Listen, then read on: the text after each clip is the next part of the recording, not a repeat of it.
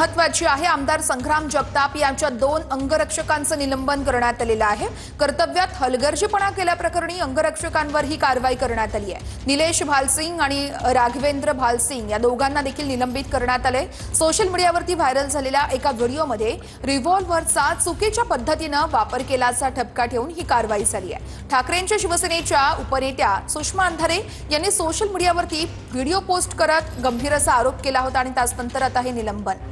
या संदर्भात कुणाल जायकर आमचे प्रतिनिधी आपल्याला सविस्तर अपडेट्स देतील। कुणाल, निश्चितच वर्षा, आपण बघितली की 2 दिवसापूर्वी ठाकरे गटाच्या उपनेत्या ज्या आहेत सुषमा अंधारे यांनी एक व्हिडिओ जो आहे तो ट्विट केला होता। या व्हिडिओमध्ये आमदार संग्राम जगताप यांचे अंगरक्षक जे आहे ते आणि एक पीए हे दिसत होते आणि त्यामध्ये एक चुकीच्या पद्धतीने रिव्हॉल्व्हरचा वापर केल्याचा ठपका जो आहे ते या 2 अंगरक्षकांवर ठेवण्यात आला होता आणि यामध्ये निलेश भालसिंग आणि राघवेंद्र भालसिंग या दोघांनाही निलंबित करण्यात आलेलं आहे। जोपर्यंत यांची पूर्ण चौकशी होत नाही तोपर्यंत हे निलंबनाची कारवाई जी आहे ती करण्यात आलेली आहे।